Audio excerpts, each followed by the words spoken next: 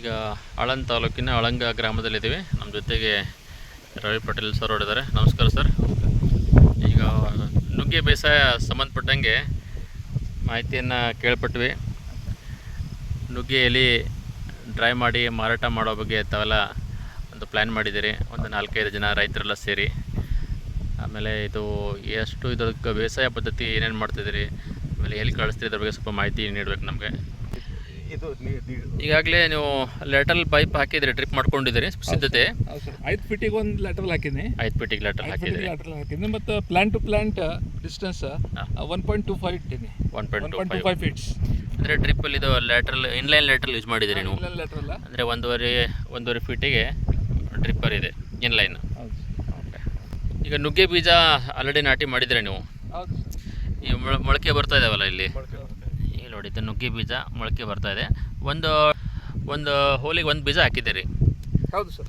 ಇದಕ್ಕೆ ಟೋಟಲ್ ಎಕರೆಗೆ ಎಷ್ಟು ಬೀಜ ಕೊಡ್ತವೆ ನಿಮ್ಗೆ ಅಂದಾಜು? ಈಗ 2.5 kg. 2.5 kg ಅಷ್ಟು.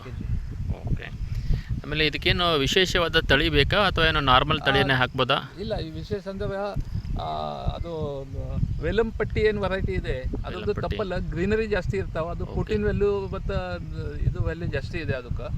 ಅದೇ ವೆರೈಟಿ ಯೂಸ್ ಮಾಡಿದ್ವಿ. ಬಾಕಿ ಕೈ ಸೊಲಾಗೇನು ಯೂಸ್ ಮಾಡ್ತೀವೋ, ಒಡಿಸಿ 3 ಮತ್ತು ನಮ್ಮ ಶಿವ ಭಾಗ್ಯ ಇದನ್ನು ವೆರೈಟಿ ಅವ, ಕೈ ಚಲೋ ಬರ್ತಾವ. ಮತ್ತು ತಪ್ಪಲ್ ಸಲುವಾಗಿ ಇದು ವೆರೈಟಿ ಸ್ಪೆಷಲ್ ಇದೆ.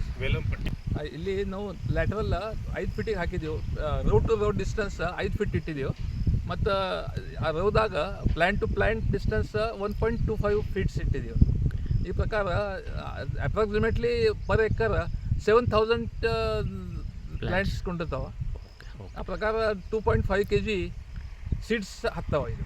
Okay okay okay. ಪ್ರತಿ ಎಕರೆಗೆ 2.5 kg seeds. 2.5 kg seeds. Okay. ಈಗ ನಾಟಿ ಮೊಳಕೆ ಬರ್ತಾ ಇದೆ, ಇಲ್ಲಿ ನೋಡ್ಬೋದು. ಈಗ ನುಗ್ಗೆ ಗಿಡದ್ದು ಬೀಜದಿಂದ ಮೊಳಕೆ ಬಂದಿದೆ. ಇದಾದಮೇಲೆ ನುಗ್ಗೆ ಗಿಡಕ್ಕೆ ಈಗ ಎಷ್ಟು ತಿಂಗಳಿಗೆ ನೀವು ಮೊದಲು ಕಟಾವು ತೊಗೋತೀರಿ? ಇದು ಫಸ್ಟ್ ಕಟಿಂಗ್ ಬರ್ಲಿಕ್ಕೆ 3.5 ತಿಂಗಳು ಹತ್ತವ, ಮಿನಿಮಮ್ 3.5 ತಿಂಗಳು. ಓಕೆ. ಚಲೋ ಬೆಳಕೆ ಆಯ್ತು ಅಂದ್ರೆ 3.5 ತಿಂಗಳದಾಗ ಫಸ್ಟ್ ಕಟಿಂಗ್ ಬರ್ತಾವ. ಓಕೆ. ಅದರ ನಂತರ ಪ್ರತಿಯೊಂದು 2 ತಿಂಗಳಿಗೆ ಕಟಿಂಗ್ ಬರ್ತಾವ. ಎಷ್ಟು ಕಟಿಂಗ್ ತೊಗೋತೀರಿ ಹಂಗೆ ವರ್ಷದಲ್ಲಿ? 5 ಕಟಿಂಗ್ ಅದೇ ಮಿನಿಮಮ್ ಆಗ್ಬೋದು. 5 ಕಟಿಂಗ್. ಅದಾದಮೇಲೆ ಇದ್ರದ್ದು ಲೈಫ್ ಎಷ್ಟು ಬರುತ್ತೆ ಸರ್ ಸರಿ? ಲೈಫ್ ಈಗ ಪೈಲೆ ಏನು ರೈತರು ಮಾಡೋದಲ್ಲ, ಅವ್ರಿಗೆ ಭೇಟಿಯಾಗಿ ನಾವು ಡಿಸ್ಕಸ್ ಮಾಡಿ ಬಂದಿದ್ದೆವು. 8-10 ವರ್ಷದಿಂದ ಕೆಲವು ರೈತರು ಮಾಡ್ಲಿಕ್ಕತ್ತಾರ ಒಂದೇ ಪೀಕ್ ಮೇಲೆ, ಒಂದೇ ಇದ್ರ ಮೇಲೆ. ಓಕೆ. 8 ವರ್ಷದ ಥರ ಏನಾಗಲ್ಲ.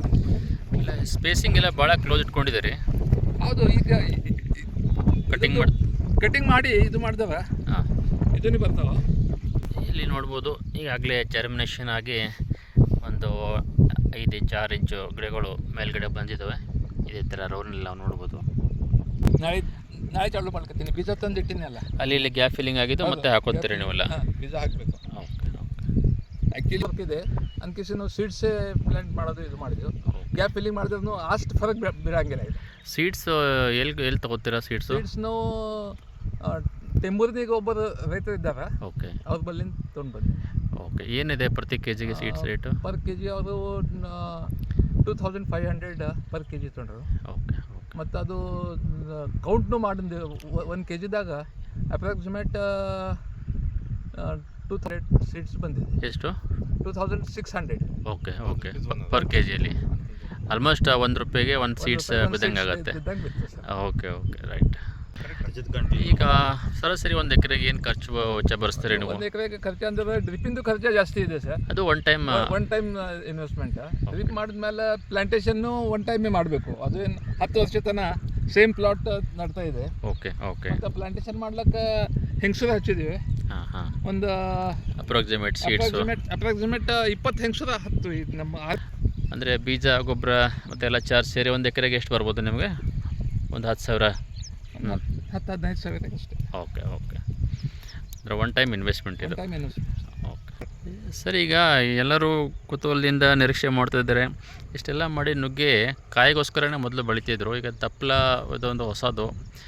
ಆಮೇಲೆ ಈಲ್ಡು ಯಾವ ಥರ ಇದೆ, ಮಾರ್ಕೆಟ್ ವ್ಯಾಲ್ಯೂ ಎಷ್ಟಿದೆ, 1 ಎಕರೆದಲ್ಲಿ ಏನು ಲಾಭ ತೊಗೋಬೋದು ನೀವು? ಪೂರ್ತಿ ಮ್ಯಾಚುರಿಟಿ ಆದಮೇಲೆ ಪ್ರತಿ ಎಕರೆ ಒಂದು ಟನ್ ಅವೇ ಒಂದು ಕಟಿಂಗ್ ಈಲ್ಡ್ ಬರ್ಬೋದು. ಓಕೆ ಮತ್ತು ಅಪ್ರಾಕ್ಸಿಮೇಟ್ಲಿ 1.5 lakhs ಪರ್ ಟನ್ ಹಿಡಿದ್ರೆ ನಾವು ಈಗ ವರ್ಷನಾಗ 5 ಕಟಿಂಗ್ ಅದೇ ಮಿನಿಮಮ್ ಆತಾವ. ಮಳಿದಿಂದ ಒಂದು ಕಟಿಂಗ್ ಫೇಲ್ನೂ ಅದು, ಅದೊಂದು 4 ಕಟಿಂಗ್ ಅವೇ ಬಂದು ಅಂದ್ರೆ 6 ಲಕ್ಷ ಆದಾಯ ಬರ್ತಾಯಿದೆ ಇದು. ಮತ್ತು ಅದ್ರಾಗ 1 ಲಕ್ಷನೂ ಲೇಬರ್ ಚಾರ್ಜ್ ಇದು ಅದು ಹೋದ್ರೆ cutting charge. Okay 1 lakh 1.5 lakh ಹೋದ್ರೂ 4.5 ಲಾಖ ಅವೇ ಮಿನಿಮಮ್ ಆದಾಯ, ಫಿಕ್ಸ್ ಆದಾಯ ಬರುತ್ತೆ. 4 ಲಕ್ಷ. ಈ ಮೊರಿಂಗಾ ಪೌಡ್ರನ್ನು ನೀವು ಯಾವ ಥರ ಯೂಸ್ ಮಾಡಬೇಕು? ಈಗ ಮೊರಿಂಗಾ ಪೌಡರ್ದು ಯೂಸಸ್ ಭಾಳ ಇದೆ. ಇದು ಆ್ಯಕ್ಚುಲಿ ಫಿಟ್ ಸಪ್ಲಿಮೆಂಟ್ ಅದಕ್ಕೆ ಈಗ ಎಲೆಯಲ್ಲೆಲ್ಲ ಕಟಾವು ಮಾಡಾದ್ಮೇಲೆ ಇದನ್ನು ಮಾರ್ಕೆಟೆಲ್ಲ ಹೇಗೆ ಮಾಡ್ತೀರಿ? ಮಾರ್ಕೆಟ್ ಸಲುವಾಗಿ ನಾವು ಪೈಲೆ ಯಾವ ರೈತರು ಬೆಳೆದಾರಲ್ಲ ಅವ್ರ ಜೊತೆಗೆ ಟೈಪ್ ಅರೇಂಜ್ಮೆಂಟ್ ಮಾಡಿದ್ದೆವು. ಓಕೆ ಮತ್ತು ಅವರು ಬೈಬ್ಯಾಕ್ ಮಾಡ್ಲಿಕ್ಕೆ ತಯಾರಿದ್ದಾರೆ. ಓಕೆ, ಇದು ಡ್ರೈ ಮಾಡೋದೆಲ್ಲ ಹೇಗೆ ಮಾಡ್ತಾರೆ ಪ್ರೊಸೆಸ್? ಡ್ರೈ ಮಾಡೋಕ್ಕೆ ಈಗ ಸೋಲಾರ್ ಡ್ರೈಯರ್ ಒಂದು ಮಾಡಬೇಕು ಅಂತ ವಿಚಾರ ಇದೆ. ಎಕನಾಮಿಕ್ ಆಗುತ್ತಾ ಅದು? ಇಕನಾಮಿಕ್ ಆಗ್ತಾ ಇದೆ ಸರ್. ಸೋಲಾರ್ ಡ್ರೈವರ್ ಇಕನಾಮಿಕ್ ಆಗ್ತಾವೆ. ಬಾಕಿ ಎಲೆಕ್ಟ್ರಿಕಲ್ ಡಿಹೈಡ್ರೇಟರ್ ಯೂಸ್ ಮಾಡಿದ್ರೆ ಅದು ಇಕನಾಮಿಕ್ ಆಗಲ್ಲ. ನ್ಯಾಚುರಲ್ ಸನ್ ಡ್ರೈನು ಮಾಡ್ಬೋದು. ನ್ಯಾಚುರಲ್ ಸನ್ ಡ್ರೈನು ಮಾಡ್ಬೋದು. ಅದನ್ನು ಕವರ್ ಇದ್ರದಾಗ ಸೋಲಾರ್ ಡ್ರೈವ್ದಾಗ ಮಾಡಿದ್ರೆ ಅದು ಕಾಂಟಮಿನೇಷನ್ ಆಗಲ್ಲ, ಎಸ್, ಹೈಜಿನಿಕ್ ಇರ್ತಾವೆ ಅಂತ ಕಿಸಿ ಸೋಲಾರ್ ಡ್ರೈವ್ ಮಾಡಬೇಕು. ತಾವು ಈ ಪ್ರಾಡಕ್ಟನ್ನು ಫುಡ್ ಸಪ್ಲಿಮೆಂಟ್ ಅದಕ್ಕೆ ಕಿಸಿ ಯೂಸ್ ಮಾಡ್ತಾ ಇದ್ದೀವಿ ಪೌಡರ್ಸ್. ಮತ್ತೆ ಏನೇನು ಯೂಸ್ ಮಾಡ್ತಾರೆ ಯಾವ ಇದರಲ್ಲಿ ಪೌಡರ್ನ? ಇದು ಈಗ ಭಾಳ ಪ್ರಾಡಕ್ಟ್ಸ್ ಇದೆ ಇದ್ರದಾಗ. ಓಕೆ, ಒಂದವೇ ಫುಡ್ ಸಪ್ಲಿಮೆಂಟ್ ಅಂತ ಕಿಸಿ ಪೌಡರ್ನು ರೆಗ್ಯುಲರ್ ಕನ್ಸಂಪ್ಷನ್ದಾಗ ಯೂಸ್ ಮಾಡ್ಬೋದು. ಇದ್ರದ್ದು ಟ್ಯಾಬ್ಲೆಟ್ಸ್ ಮಾಡ್ಲಿಕ್ಕತ್ತಾವ. ಯಾರೀಗ ಅದು ಕನ್ಸಂಪ್ಷನ್ ಆಗಲ್ಲ ಅವ್ರು ಟ್ಯಾಬ್ಲೆಟ್ಸ್ ತೊಗೋತಾವೆ. ಮತ್ತು ಗೌರ್ಮೆಂಟ್ ಆಫ್ ಕರ್ನಾಟಕ ಮೊನ್ನೆ ಒಂದು ಡಿಸಿಷನ್ ತೊಗೊಂಡವೆ. ಇದು ಅಂಗನವಾಡಿದಾಗ ಪದಗಳಿಗೆ ನ್ಯೂಟ್ರಿಷಿಯಸ್ ಫುಡ್ ಅಂತ ಕಿಸಿ ಅದ್ರಾಗ ಒಂದು ಸ್ವಲ್ಪ ಆ್ಯಡ್ ಮಾಡಬೇಕು ಅಂತ ಕಿಸಿ ಗೌರ್ಮೆಂಟ್ ಆಫ್ ಕರ್ನಾಟಕ ಡಿಸಿಷನ್ ತೊಗೊಂಡಿದ್ದಾವೆ. Okay okay okay. ಮತ್ತು ಅಬ್ರಾಡ್ದಾಗ ಭಾಳ ಡಿಮಾಂಡ್ ಇದೆ ಇದ್ರದ್ದು. ಓಕೆ, ಆಮೇಲೆ ಈಗ ಸದ್ಯಕ್ಕೆ ಎಲ್ಲಿ ಕಳಿಸ್ತೀರಿ ನಿಮ್ಮ ಪ್ರಾಡಕ್ಟ್? ಯಾರು ತಗೋತಾರೆ ಇದನ್ನು? ಈಗ ಪೈಲೆ ಏನು ರೈತರು ಮಾಡೋರಲ್ಲ ಅವ್ರ ಜೊತೆ ಟೈಪ್ ಅರೇಂಜ್ಮೆಂಟ್ ಮಾಡಿದೆವು. ಇನ್ನು ಮಾರ್ಕೆಟ್ ನಾವು ಸ್ವಂತ ಏನು ಹುಡ್ಕೊಂಡಿಲ್ಲ. ಓಕೆ, ಅವರಿಗೆ ಕಳಿಸ್ಬೇಕು. ಮತ್ತು ಮುಂದೆ ನಮ್ಮ ಪ್ರೊಡಕ್ಷನ್ ರೆಗ್ಯುಲರ್ ಆದಮೇಲೆ ಓಕೆ, ಹೆಚ್ಚಿಗೆ ಪ್ರೊಡಕ್ಷನ್ ಆದಮೇಲೆ ನಾವು ಮಾರ್ಕೆಟ್ ಇದು ಮಾಡಬೇಕು ಅಂತ ವಿಚಾರ ಮಾಡಿದ್ದೀವಿ. ಈಗ ಉಳಿದಂಥ ರೈತರು ಇದು ಮಾಡಿದ್ರೆ ಲಾಭದಾಯಕ ಅಂತ ಹೇಳ್ತೀರಿ? ಹೌದು, ಬಿಲ್ಕುಲ್ ಲಾಭದಾಯಕ ಇದೆ. ಮತ್ತು ಎಷ್ಟು ಪ್ರೊಡಕ್ಷನ್ ಆದ್ರೂ ಇದು ಸ್ಯಾಚುರೇಷನ್ ಆಗಲ್ಲ. ಇದ್ರದ್ದು ಮಾರ್ಕೆಟ್ ಸ್ಯಾಚುರೇಷನ್ ಆಗಲ್ಲ. ಇಷ್ಟು ವಾಸ್ಟ್ ಡಿಮಾಂಡ್ ಇದೆ. ಹೆಲ್ತ್ ಕಾನ್ಷಿಯಸ್ ಈಗ ಮಂದಿ ಬಳಿ ಹೆಲ್ತ್ ಕಾನ್ಷಿಯಸ್ ಬರ್ತಾ ಇದೆ. ಅದು ರೆಗ್ಯುಲರ್ ಕನ್ಸಂಪ್ಷನ್ದಾಗೂ ಯೂಸ್ ಮಾಡ್ಲಿಕ್ಕತ್ತಾರ ಭಾಳಷ್ಟು ಮಂದಿ. ಓಕೆ ಓಕೆ ಓಕೆ, ಚೆನ್ನಾಗಾಗಲಿ. All the best sir. Thank you, ಧನ್ಯವಾದ. Thank you sir.